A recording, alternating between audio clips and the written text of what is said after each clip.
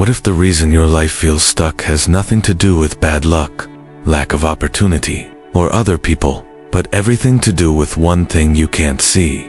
What if the real prison isn't out there, but inside your own mind, and the scariest part is, you've built it yourself.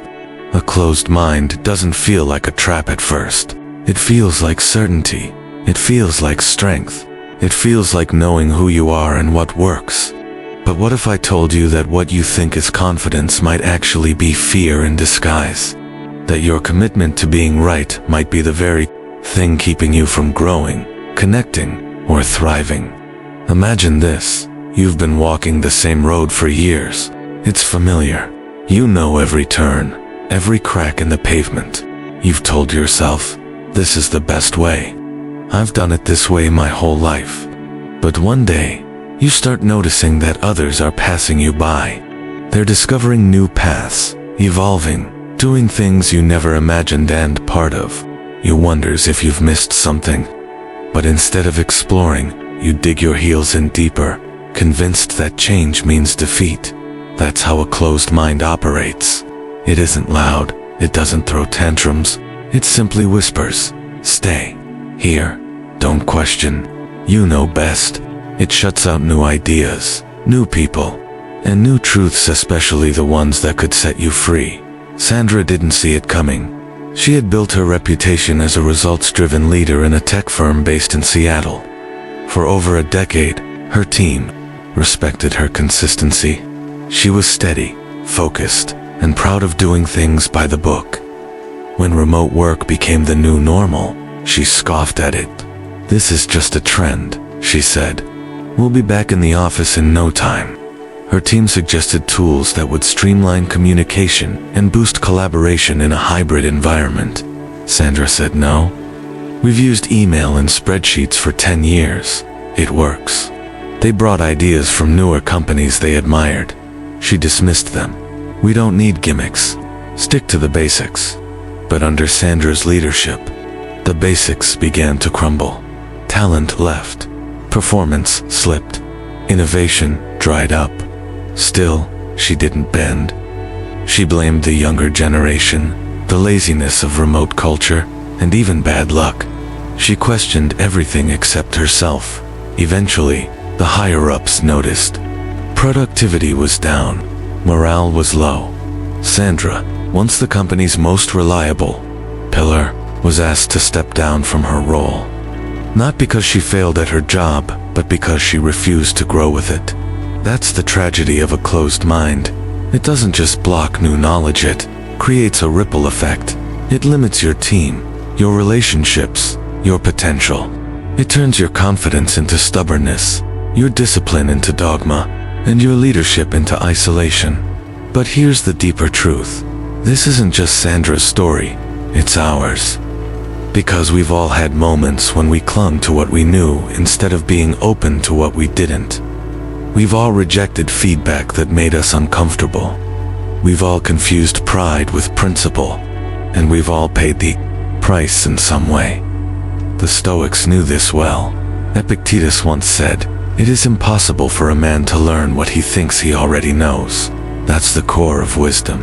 Not having all the answers, but remaining teachable. Not being flawless, but being open. Because a wise person doesn't defend their ignorance, they confront it. So how do we break free from the prison of a closed mind? It starts with a simple question. What if I'm wrong? That one question unlocks doors you never knew were closed. It opens you to insight, humility, connection, and change. It doesn't make you weaker. It makes you wiser. If you're watching this and something inside you is stirring, if you've ever felt stuck, defensive, or secretly afraid to try something new, know this. You're not alone. And better yet, you're not stuck forever. Every moment is a chance to soften your grip on certainty and open your arms to growth. If this message is hitting home, help us keep creating content like this. Hit that subscribe button. Your support keeps this channel alive and allows us to dive even deeper into Stoic wisdom for the modern world. Now, let's test your awareness. Answer this question honestly and comment your choice below. Which mindset leads to more personal growth. A. Believing you already know what's best. B. Being open to learning something new. Drop your answer in the comments. A or B. Let's see how many of us are willing to choose curiosity over comfort. Blame is seductive. It feels like control when everything else is unraveling. It gives us something to point at when we're too afraid to look inward. But blame is also a thief. It steals your chance to grow, to heal, and to lead. Derek learned this the hard way. He was an ambitious event planner in Austin, Texas. Young, driven, full of energy and vision.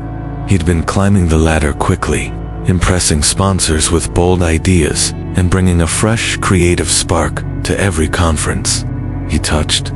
So when he was put in charge of a massive music convention that was supposed to elevate his career, he threw himself into it with everything he had. But the event flopped. Ticket sales were weak. Promotion didn't land. Headliners pulled out. Sponsors quietly backed away. Attendees complained about poor communication, lack of clarity, and last-minute changes. Derek was devastated and angry. At first, it seemed logical to place the blame elsewhere. The marketing team didn't push hard enough. The headline act canceled without warning. The weather didn't help. The city's noise ordinance caused unexpected issues. One excuse after another rolled out of his mouth like a script he'd memorized. And on the surface, he was convincing. But underneath that frustration was fear. Because deep down, Derek knew the truth. He hadn't confirmed the venue contracts in time. He ignored his team's concerns about scheduling. He missed 2 sponsor check-ins. He didn't ask for help when things started slipping out of his hands. Still, instead of owning it, he leaned on excuses. He doubled down on his frustration. He became cold, defensive, even dismissive toward colleagues who had once respected him. The worst part, he didn't just lose the event, he lost trust.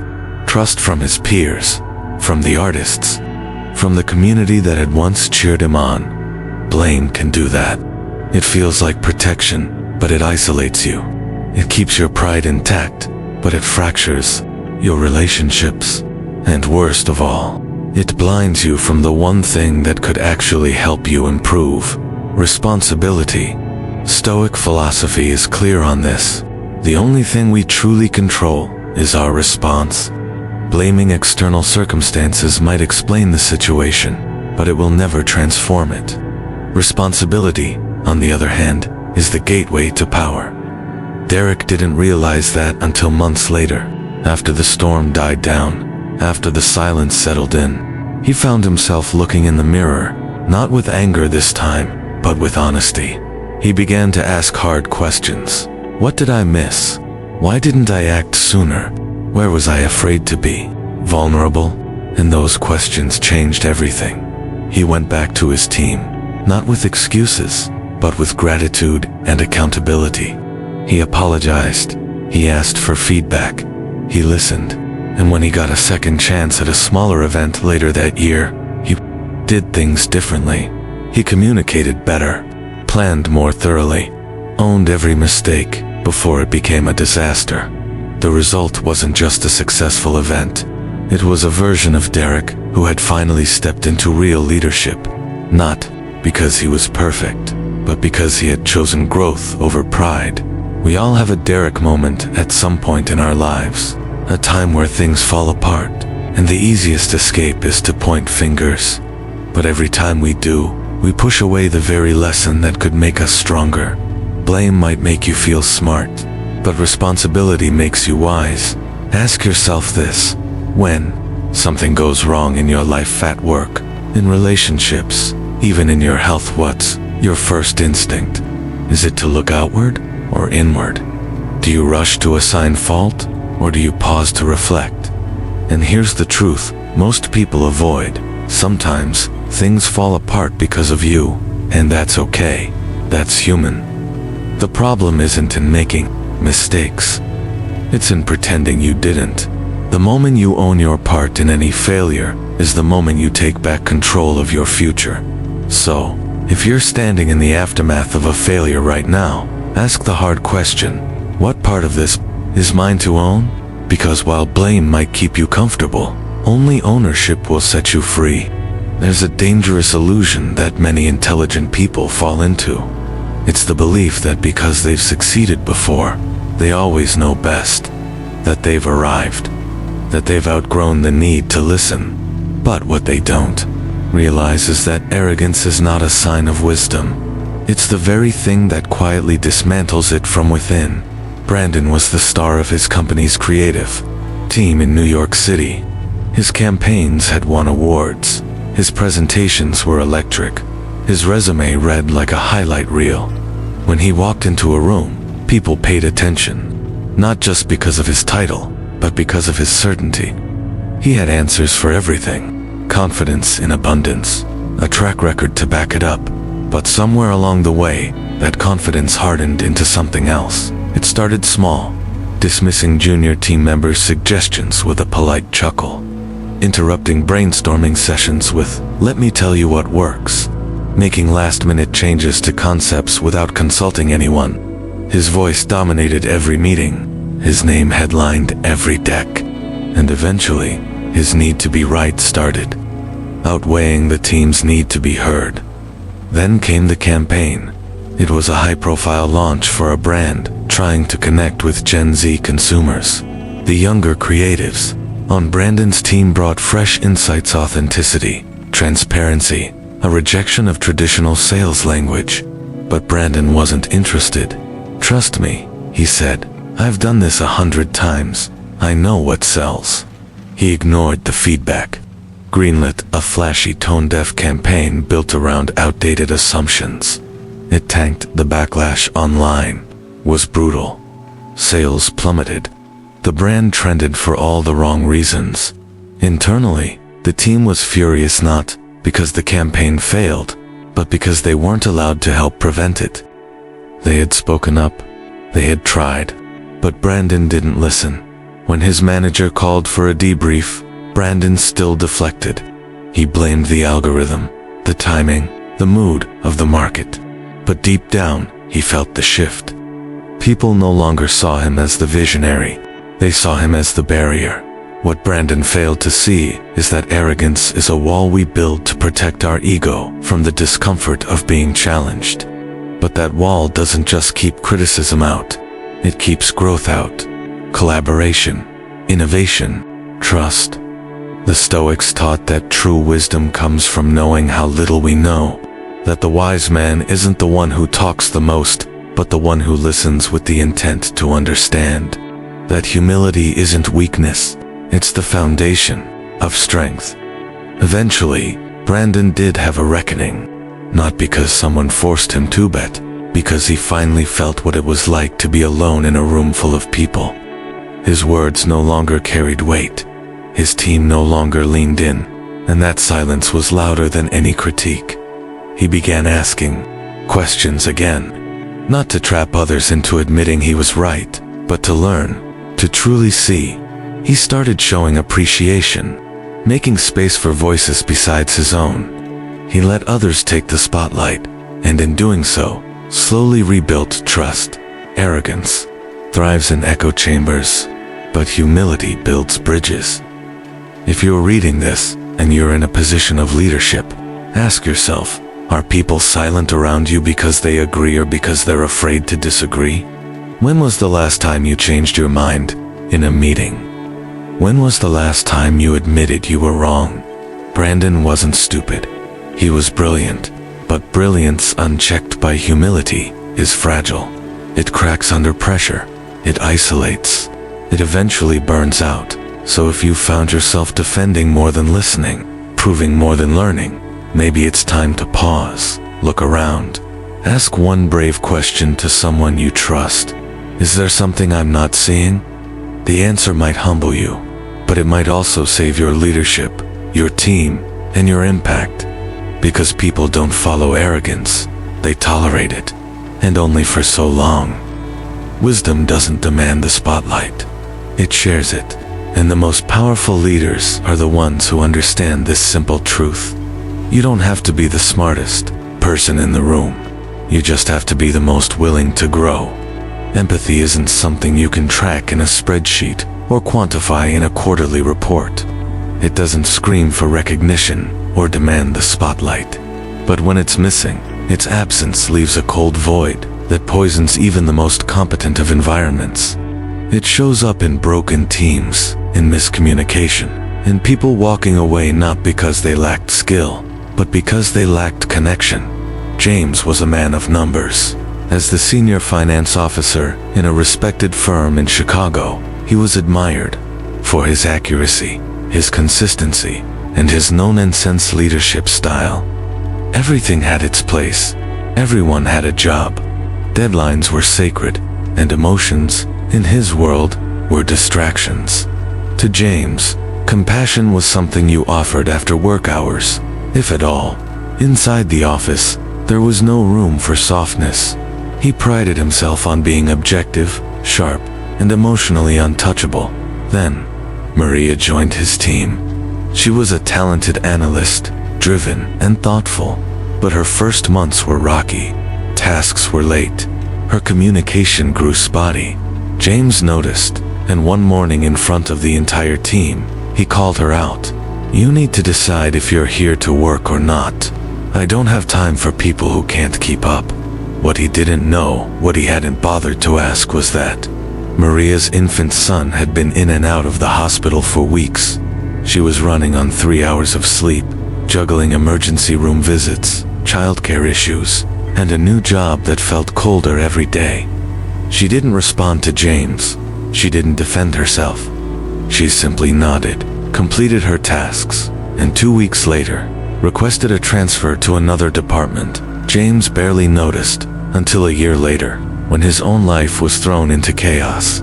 His father was diagnosed with advanced cancer. Suddenly, the man who never missed a deadline was leaving meetings early. He couldn't focus.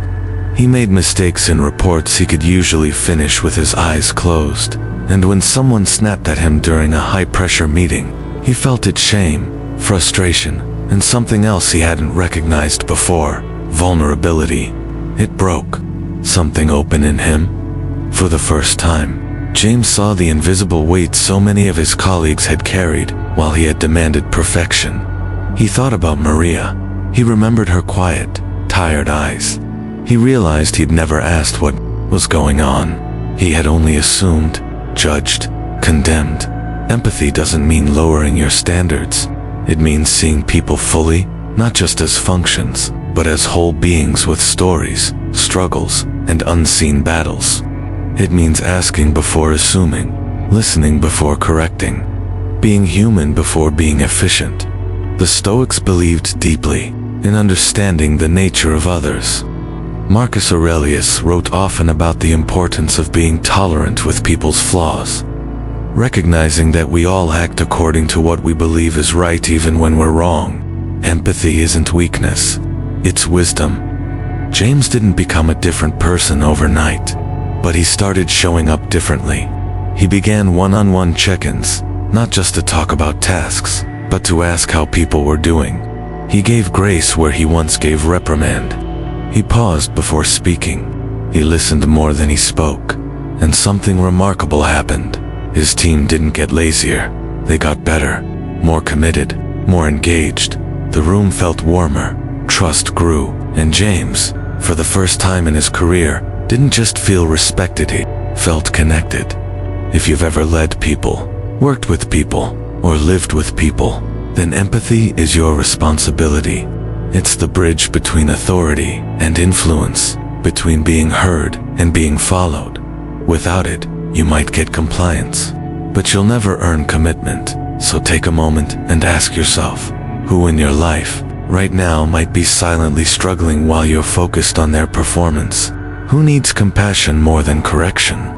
You don't have to fix everyone's problems, but you do have to care. Because when empathy is present, people rise. They open up, they trust, and they do their best work, not because they're afraid, but because they feel seen. And when empathy is missing, no amount of talent or discipline can make up for the damage done. Change is the one certainty in life. yet it remains one of the most feared forces we face. Not because it's destructive, but because it challenges the stories we tell ourselves about who we are, what we know, and what feels safe. The truth is, most people don't resist change because they doubt its potential. They resist because it demands the death of something familiar, and sometimes, even our pain feels safer than the unknown. Carol had lived in the same neighborhood in Charleston, South Carolina, for over 4 decades. Her life had a rhythm to it. The morning walks to the corner bakery, the familiar voices of neighbors who'd known her since she was a newlywed, the routines she'd carried on even after her husband passed away. Her days were predictable, even comforting, but comfort, she would learn, can quietly become confinement. Her children, now adults, with families of their own, lived in Boston. They visited when they could, called when work and kids allowed, and worried more than they let on. Carol's health had started to shift slowly at first, then more noticeably. A fall in her garden, a forgotten appointment, a night spent in the ER for chest pain. Her doctors began suggesting she move closer to family. Her children begged her to consider it. She refused. "I know every corner of this place," she said. "I know how the light hits my porch at 5 o'clock. I know which neighbors will stop by with soup when it rains. I can't start over now." Her voice trembled with something she wouldn't admit, fear. But the neighborhood changed anyway. One by one, her closest friends moved away, or passed on. The bakery closed. The streets she once found familiar began to feel unfamiliar. And despite her stubbornness, life moved forward without waiting for her permission. Eventually, after another fall and a long recovery, Carol agreed to visit Boston. Just visit, she insisted, but something unexpected happened. Her grandson ran up and hugged her so tightly she couldn't speak. Her daughter had made her favorite meal. The house smelled like cinnamon and warmth. For the first time in years, she didn't eat dinner alone. She didn't wake up to silence. She felt alive in a way she didn't know she'd been missing. She stayed in time. She found a new rhythm. Morning walks in a different park, book clubs with other retired women, laughing at dinner with her grandchildren. It wasn't Charleston. It was something else. Not better, not worse. Just new. And within that newness, something awakened in her gratitude for what she'd had, and courage for what still remained. The fear of change is universal. It's the silent killer of dreams, potential, relationships, and renewal. It's the voice that says stay where you are, even when everything inside you knows you've outgrown it. It convinces you that familiarity equals safety, even when that familiarity is lonely, limiting, or slowly breaking you down. Stoic philosophy teaches us that change is not only inevitable, but necessary. The obstacle becomes the way. What we resist often holds the very wisdom we need. To fear change is to fear life itself, because nothing that lives remains the same. Carol didn't just move cities, she reclaimed agency over her future. She learned that letting go doesn't mean giving up.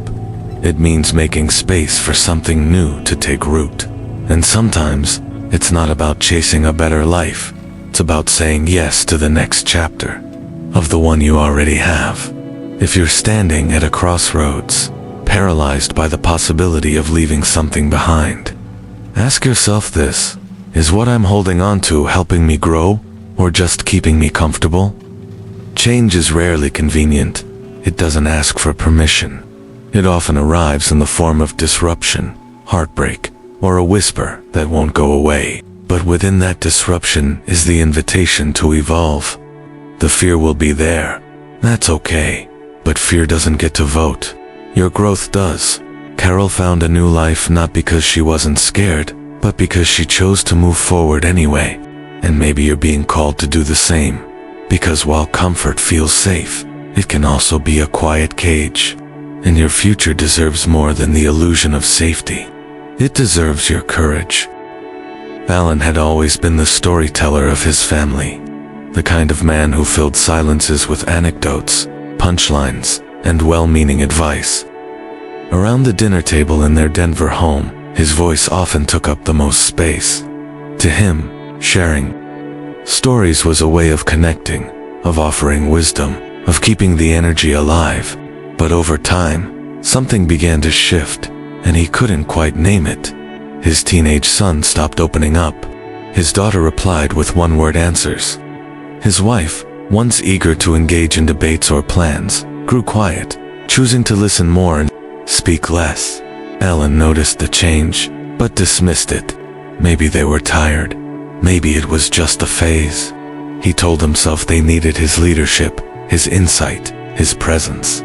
So he kept talking. It wasn't until one quiet evening, after another dinner filled with Alan's monologue about politics, economics, and what the kids should be doing with their lives, that his wife gently placed her hand on his and asked, "Alan, do you ever wonder what you're not hearing?" The question sat in the air longer than any of his stories ever had. That night, Alan lay in bed staring at the ceiling, replaying conversations not just from that week, but from years before. He remembered his daughter trying to tell him about a falling out with a friend, how he had interrupted with a lecture on choosing better company. He thought of his son, excited about an art project, and how he had quickly turned it into a lesson on career viability, and his wife, who once confided in him about feeling overwhelmed, only to be met with problem-solving.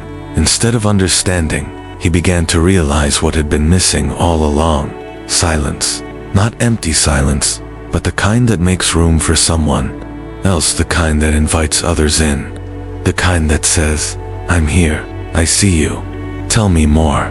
Listening isn't passive. It's not the act of waiting for your turn to speak. It's an intentional choice to put your ego aside and offer someone else the dignity of being heard. It's a form of presence, of respect, of love. And Alan, for all his good intentions, had been robbing his family of that experience. The Stoics believed that wisdom begins in silence. Epictetus reminded us that nature gave us 2 ears and 1 mouth for a reason: to listen more, to learn more, because when we're always talking, we miss the subtleties, the emotions behind words, the things not said. Alan decided to change. The next evening, he sat at the table and asked his son about his day. Then, he did something unfamiliar. He waited. He didn't offer advice. He didn't interrupt. He just listened. At first, his son hesitated, unsure of the shift, but then, he kept talking, and Alan listened until the end. He tried it again with his daughter, then his wife, and slowly, a warmth returned to the home, not loud or dramatic, but felt deeply. He began to realize that true influence doesn't come from the number of words spoken, but from the quality of attention given. People don't remember lectures. They remember how you made them feel when they were vulnerable. And feeling heard is one of the most powerful human experiences we can offer each other. In meetings at work, Alan stopped dominating conversations. He asked more questions, listened without agenda, and noticed his team beginning to open up in ways they never had before. He didn't lose respect. He gained it. Listening transforms relationships because it says, "You matter. Your experience matters." It creates space for understanding, healing, and connection. Without it, even the most articulate advice falls flat. With it, even silence becomes a gift. If you're wondering why someone in your life has grown distant, consider how often you've truly listened to them. Not just heard their words, but understood their fears, their excitement, their needs. When was the last time you allowed someone to finish a thought without offering a counterpoint or a solution? Try this in your next conversation. Don't aim to teach, prove, or fix. Aim to understand. Be fully present. Let them feel what Alan finally learned: to give space. Because wisdom doesn't shout, it listens. And in that listening, it changes everything. In the end, the story we've walked through wasn't just about Sandra, Derek, Brandon, James, Carol, or Alan. It was about us, about the parts of ourselves we often avoid looking at, the habits we defend, the emotions we bury, the ways we block our own growth without even realizing it. Sandra taught us how a closed mind can feel safe, but quietly destroy opportunity. Her resistance to change didn't make her strong, it made her stagnant. She held on to the past so tightly that she missed the evolution happening around her.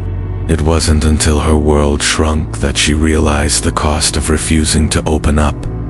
Derek showed us what happens when we trade accountability for blame. He had talent, vision, and energy, but the moment things went wrong, he looked everywhere but within. His refusal to take ownership nearly cost him everything. But it was through the painful act of accepting responsibility that he finally became the kind of leader others could believe in. Brandon reminded us that arrogance often wears the mask of confidence. His past success convinced him that listening was no longer necessary, but his inability to embrace humility fractured his team and failed his mission. He had to lose credibility before he could rebuild it with presence and vulnerability. James illustrated how the absence of empathy creates invisible wounds. His focus on results blinded him to the humanity of the people around him. Only when life humbled him did he realize that compassion isn't a distraction, it's a necessity. It's what allows us to lead, to connect, and to truly be there for one another. Carol helped us see the hidden prison of comfort. Her fear of change nearly kept her locked in a life that no longer reflected who she was becoming. But the moment she stepped into uncertainty, she found not just safety, but joy, purpose, and a deeper connection to the people she loved. Alan's journey taught us the quiet power of listening. His words had once filled every room, but his silence became the true turning point. When he finally listened, not just heard, but listened, his family began to feel seen again, and in that space, love and trust were restored. Each of these stories is a mirror. We've all been Sandra, clinging to the past. We've all been Derek, pointing fingers. We've been Brandon, too proud to hear feedback. James, too focused to notice pain. Carol, afraid to let go. Alan, too loud to listen. But here's the beauty of this reflection. None of them stayed that way. Each person had a moment to pause, a question, a breaking point, where they chose something different. Growth, awareness, change.